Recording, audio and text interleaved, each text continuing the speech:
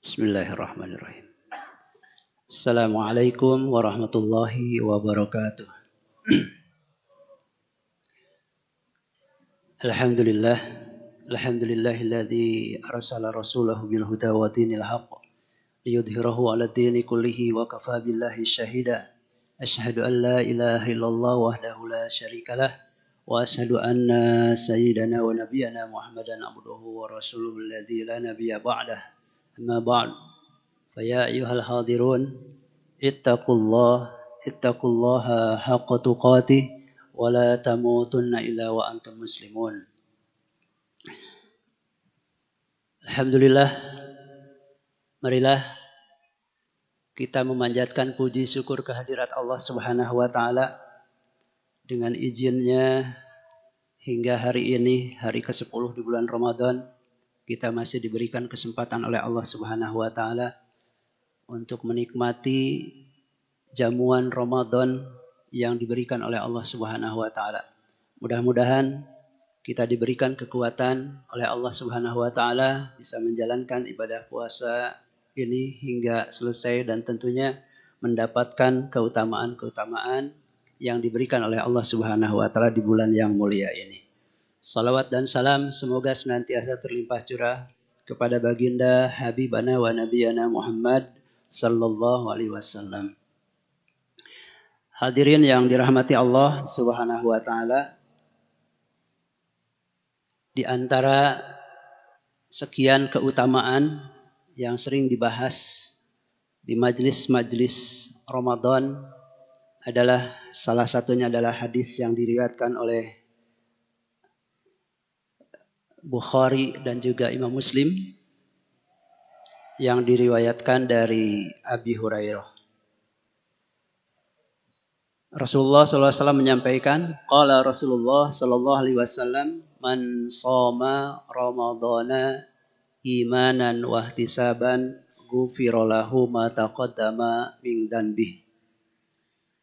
Dari Abi Hurairah radhiyallahu an bersabda Rasulullah SAW, barang siapa berpuasa Ramadan, man shoma Ramadhana.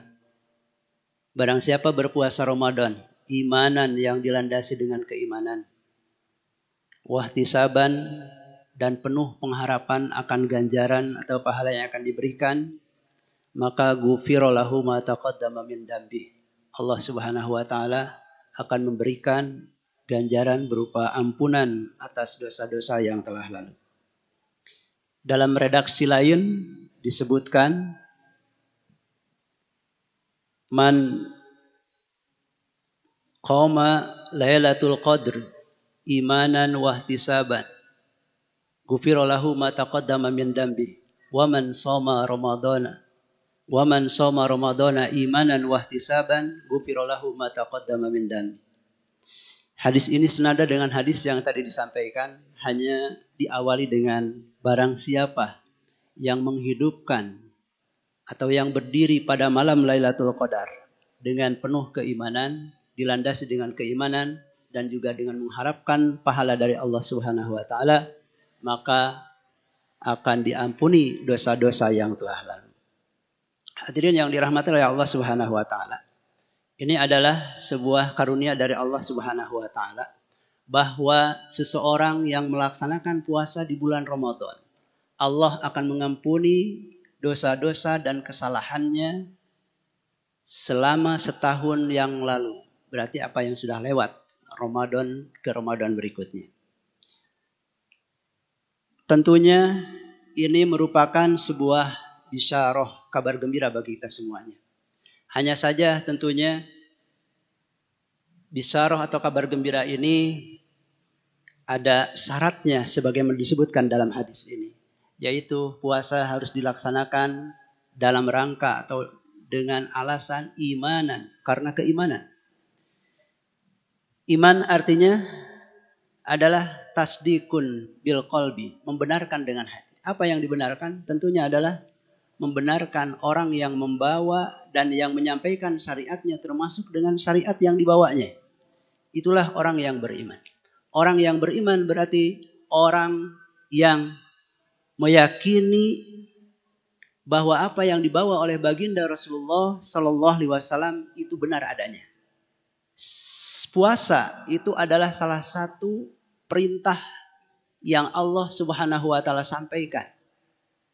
Yang tentunya bagi seorang yang beriman itu merupakan sebagai konsekuensi. Sebagaimana Allah sampaikan dalam surat Al-Baqarah 183, A'udzubillahi minasyaitonirrajim. Bismillahirrahmanirrahim. Ya ayyuhalladzina amanu kutiba alaikumusiyam kama kutiba alal ladzina min qablikum la'allakum tattaqun. Wahai orang-orang yang beriman. Seruan ini disampaikan kepada orang-orang yang sudah beriman. Artinya orang yang sudah meyakini. Karena tidak mungkin orang yang tidak beriman, dia akan diseru untuk melaksanakan puasa. Jadi puasa ini adalah salah satu dari konsekuensi. Maka kata Allah Subhanahu wa taala, orang yang berpuasa dilandaskan keimanan. Bahwa puasa itu adalah merupakan kewajiban.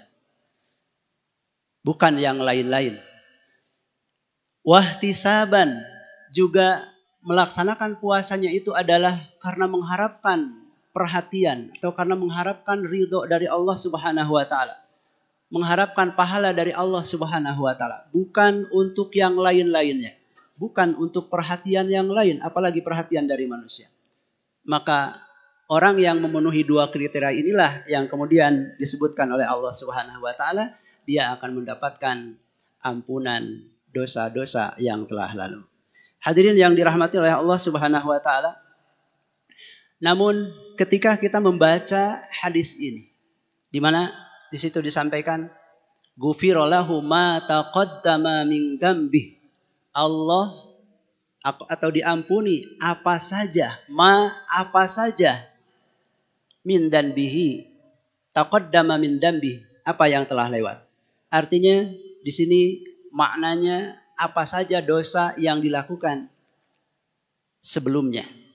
Pertanyaannya adalah, apakah dengan melaksanakan puasa ini kita akan benar-benar mendapatkan pengampunan dari semua dosa-dosa yang dilakukan oleh kita sebelumnya? Tentu perlu pengkajian lebih dalam tentang hal ini. Ketika menggunakan kalimat ma taqaddama, maka muncul, apakah tadi dosanya semuanya? Tentunya ketika kita mengkaji, maka kita harus membandingkan dengan hadis-hadis yang lainnya. Sehingga kita temukan dalam hadis-hadis yang lain, ternyata ada dosa-dosa yang tidak akan terampuni sekalipun orang itu melaksanakan puasa. Oleh karena itu, maka para ahli usul kemudian mengatakan, al-amu yabqa ala umumihi ma lam yarid dalilu tahsis. Dalil keterangan yang sifatnya umum, maka dia akan tetap berlaku umum maknanya selama tidak ada dalil yang kemudian dalil yang lain yang mengkhususkan dari kalimat atau redaksi tersebut. Nah, maka jika kita melihat, maka ada banyak hadis yang kemudian seolah-olah kita bertentangan melihatnya. Kita lihat misalkan contoh hadis yang disampaikan oleh Abi Hurairah, anna Rasulullah sallallahu alaihi wasallam kana yaqulu as-salawatul khams was-salatu ila salat wal jum'atu ila jum'ah wa ramadhanu ila ramadan muqafaratun ma yantahina idza tanabil kaba'ir. Dari satu salat ke salat yang lain, dari Jumat satu ke Jumat yang lain, dari satu Ramadan ke Ramadan yang lain, mukaffiratuz dzunub, maka itu akan memberikan pengampunan terhadap dosa-dosa. Akan tetapi di sini disebutkan selama dia menjauhi dosa-dosa besar. Artinya apa? Dosa-dosa yang akan diampuni, baik itu dengan melakukan puasa ataupun juga melakukan sholat Jumat atau dari sholat ke sholat. Bahkan di hadis disebutkan fa'at bi'is sayyi'atal hasanah tamhuha. Perbuatan baik itu bisa menghapuskan perbuatan-perbuatan yang buruk. Itu artinya adalah yang dicakup di makna ini adalah dosa-dosa yang kecil. Adapun dosa-dosa besar tentu tidak akan otomatis terhapus dengan melakukan amal-amal kebaikan ini. Kenapa? Karena tetap dosa besar itu harus dihapuskan dengan cara bertaubat dengan taubat nasuha, dengan taubat yang sebenar-benarnya kepada Allah Subhanahu wa taala. Bahkan di hadis yang lain disebutkan ketika Rasulullah Shallallahu alaihi wasallam menceritakan tentang orang-orang yang bangkrut. Rasul menyampaikan kepada para sahabat, "Atadruna manil muflis?" Wahai para sahabat, tahukah kalian siapakah yang dimaksud dengan orang yang muflis? Maka para sahabat berkata, "Qalu al-muflisu fina." Orang-orang yang muflis, orang-orang yang bangkrut di antara kita adalah man la dirhaman lahu wala mata. Orang-orang yang sudah tidak lagi punya harta, orang-orang yang tidak punya lagi rupiah, orang-orang yang tidak punya lagi dirham. Kalau di sini disebut dirham itu adalah mata uang terkecil, gitu ya. Receh kalau mungkin bahasa sekarang. Sudah tidak punya lagi. Mata juga kekayaan sudah tidak punya lagi. Faqala Rasulullah SAW kemudian meluruskan apa yang dijawab oleh sahabat. Maka Rasul pun bersabda, "Innal muflisa min ummati." Sesungguhnya orang-orang yang muflis, orang-orang yang bangkrut di antara kami adalah man ya'ti yaumal qiyamah. Orang yang nanti datang pada hari kiamat bisolatin dengan membawa pahala salat. Salatnya rajin, salat wajib dilakukan, tidak pernah bolong-bolong, salat sunatnya pun juga dikerjakan seperti itu. Wasyamin, begitu pun juga dia melaksanakan salat, melaksanakan saum yang wajib, saum Ramadan, saum sunat semuanya dilakukan. Wazakatin, juga dia membawa pahala dari melakukan kewajiban zakat ataupun juga infak-infak yang lainnya. Akan tetapi di sisi lain, qad satamahada, dia juga membawa dosa syatamahada, mencaci maki orang lain, mengejek orang lain, merendahkan orang lain. Wa qadafahada, tuduhan yang tidak benar, melakukan fitnah kepada orang lain. Wa akalamalahada, juga makan harta yang tidak sah, yang bukan haknya. Wa safaqadamahada, atau juga menumpahkan darah atau melakukan pembunuhan. Wa darabahada, dan juga melakukan pemukulan kepada orang lain. Maka kata Nabi SAW, kelima perkara yang ini, atau kalau kita simpulkan menjadi dua. Yang pertama adalah dosa yang dilakukan oleh mulut, yaitu menghina, mengejek orang lain, melakukan fitnah, caci maki dan sebagainya. Yang kedua dosa yang dilakukan oleh anggota badan, yaitu dengan apa? Melakukan perbuatan yang melukai atau menyakiti fisik orang lain. Dua hal ini yang oleh Rasulullah SAW disampaikan dalam hadis ini, yang ketika itu tidak selesai di dunia, maka akan diselesaikan di akhirat nanti. Bagaimana cara penyelesaiannya? Hadis ini kemudian melanjutkan, fayu'tahada min hasanatihi. Maka orang-orang yang dizalimi, baik itu dengan perkataan ataupun dengan perbuatan, baik itu dengan caci maki atau hinaan, atau mengambil hak yang bukan haknya, itu akan dimintai pertanggungjawabannya.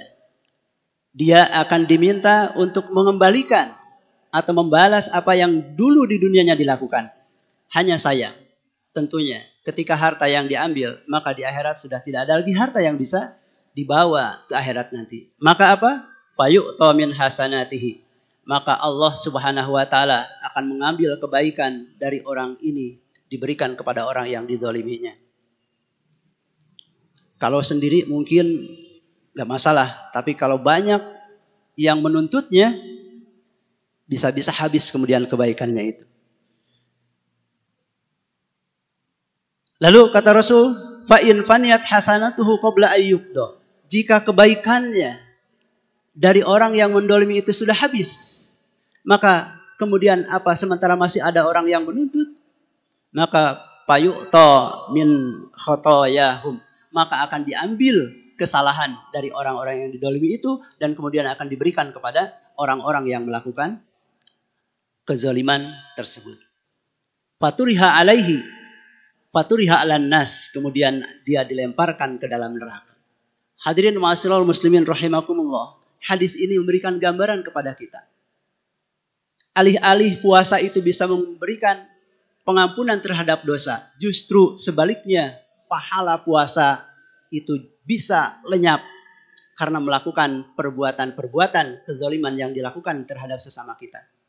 Oleh karena itu, tentunya kesalahan kita kepada Allah, dosa-dosa kita yang kita lakukan kepada Allah Subhanahu wa taala itu bisa kita hapus dengan cara melakukan amal-amal kebaikan, mengikuti keburukan yang kita lakukan itu dengan kebaikan. Tetapi apabila dosa, kesalahan itu dilakukan kita terhadap sesama kita, maka tentu tidak cukup dengan hanya beristighfar, tidak cukup hanya memohon kepada Allah Subhanahu wa taala agar dosanya itu diampuni, sementara kita tidak melakukan perbaikan terhadap sesama kita yang kita zalimi. Ketika kita mengambil harta orang lain, maka tentunya harta tersebut harus kita kembalikan. Bahkan ada beberapa dosa yang tidak hanya cukup mengembalikan, tetapi juga ada sanksinya di dunia ini yang harus dilaksanakan. Hadirin ma'asyiral muslimin rahimakumullah. Ramadan, puasa tentunya ini mendidik kita. Mendidik kita untuk baik dengan Allah Subhanahu wa taala, untuk taqarrub kepada Allah Subhanahu wa taala, untuk dekat kepada Allah Subhanahu wa taala agar kita mendapatkan ampunan atas segala dosa-dosa yang kita lakukan. Tetapi di sisi lain, puasa justru mengajarkan kepada kita agar kita pun juga membina hubungan yang baik dengan sesama kita. Ingat bahwa ketika kesalahan atau kezaliman yang kita lakukan terhadap sesama kita itu tidak akan selesai urusannya jika tidak diselesaikan di dunia ini. Oleh karena itu, maka tentunya Rasulullah SAW menggambarkan bagaimana seorang muslim itu. Beliau menyampaikan, al-muslimu man salimal muslimuna min lisanihi wa yadihi. Seorang muslim yang benar, seorang muslim yang sesungguhnya adalah orang yang man salimal muslim. Orang yang mampu menyelamatkan orang lain, atau orang yang jika orang lain selamat dari tindakan, perkataan, dan perbuatannya. Ma'asyiral muslimin rahimakumullah.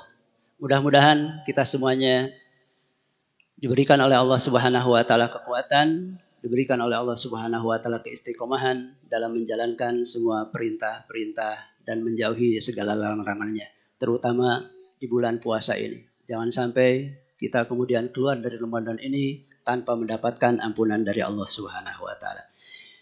Itu saja yang bisa saya sampaikan. Mohon maaf atas kekeliruan dan kesalahan. Billahi taufiq wal hidayah. Wassalamualaikum warahmatullahi wabarakatuh.